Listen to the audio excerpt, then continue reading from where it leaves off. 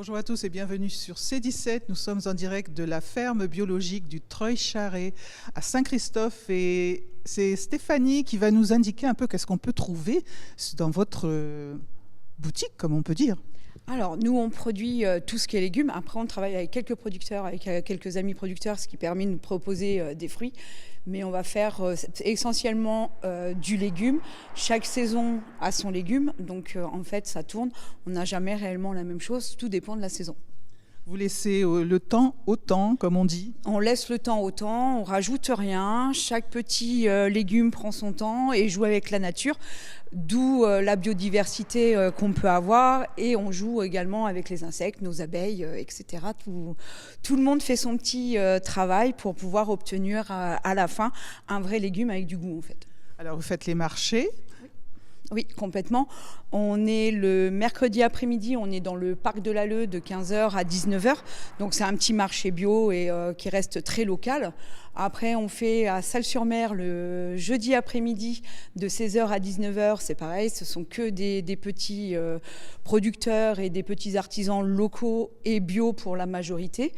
Et ensuite, on est à Mosée-sur-le-Mignon le samedi matin de 8h à 13h et à Saint-Hilaire-la-Palud le dimanche de 8h à 13h également. Alors, c'est sans parler des ennuis que vous avez eus dernièrement, depuis 3 ans. C'est ça, on a 3 années consécutives qui commencent à devenir au bout de 3 ans très critiques pour notre chiffre d'affaires, également pour les futurs salariats en saisonnier si on doit en prendre. Pour l'instant, on se pose des questions parce que les finances ne sont pas là, les chiffres d'affaires ne sont pas là. Donc on a subi quand même 3 années de sécheresse ou avec des pertes phénoménales. Donc le chiffre, on a fait des dépenses, mais l'argent n'est pas rentré étant donné qu'il n'y a pas eu les ventes sur ces produits puisqu'on les a perdus. On s'est fait vandaliser une parcelle au mois d'octobre l'année dernière où on a eu une perte de chiffre de 30 000 € de chiffre d'affaires net, plus les inondations de cet hiver, la totale. De ce fait, vos enfants ont décidé de lancer une cagnotte. Oui, de ce fait, les enfants, à notre surprise, parce qu'on n'était pas au courant, ils ont fait ça en cachette. Ils nous ont juste annoncé quand ça a été fait. Donc, ils ont annoncé la couleur en disant on a pris la perte de la parcelle. Et du coup, ils ont décidé de lancer une cagnotte pour qu'on puisse arriver à sortir la tête de l'eau et puis en espérant de sauver la ferme. On va retrouver votre époux dans son champ. Oui, ils sont en train de planter des oignons là en ce moment. Ils sont sur la Girardière, donc juste à côté en fait. Donc en tracteur, voilà, vous allez les voir en action en fait. Alors rendez-vous à la Girardière. C'est ça, rendez-vous à la Girardière. Merci. Merci Stéphanie. Merci. Nous retrouvons Jérôme dans son champ. Bonjour Jérôme. Bonjour.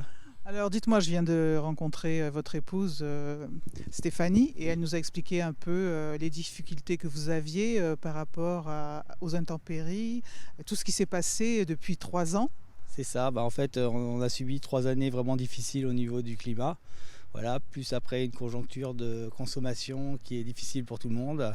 Donc nous, en tant que maraîchers bio diversifiés, c'est très compliqué en fait pour nous aujourd'hui de faire face en fait à nos charges, à nos investissements et à vivre tout court en fait de notre métier en travaillant 7 jours sur 7 et voilà, sans prendre de vacances, quoi. Ce qu'on peut aussi expliquer, c'est que quand on fait du bio, on ne rentre dans aucun cadre des subventions. Alors on a des toutes petites subventions de la part de la PAC, de la politique agricole commune européenne, mais c'est à la superficie, donc souvent le maraîchage diversifié, on est entre 1 et 3 hectares, et du coup on a le droit à une toute petite prime à l'hectare, autant que quelqu'un qui a 200 hectares en fait. Et malheureusement, nous en plus on fait du lien social, c'est-à-dire qu'on emploie du monde, alors que souvent les grosses exploitations travaillent souvent seules. Qu'est-ce qu'on peut faire pour vous aider donc là, il y a la cagnotte dont le QR code va s'afficher directement. Alors oui, cette cagnotte qui a été mise en place donc par mes enfants, que je remercie énormément et dont je me sens un petit peu mal à l'aise par rapport à tout ça, parce que pour nous on devrait avoir une rémunération de notre travail à la juste valeur de ce que l'on fait, c'est-à-dire le nombre d'heures énormes que l'on se donne pour nourrir en fait la population. Mais voilà, pour nous aider, voilà, c'est vrai que la cagnotte tombe à pic Le consommateur a un rôle à jouer. Et le consommateur forcément a un rôle à jouer, c'est-à-dire que on avait les époques Covid, on a eu du monde, des personnes, jusqu'à 20 personnes devant la ferme à faire la queue pour nous acheter des légumes.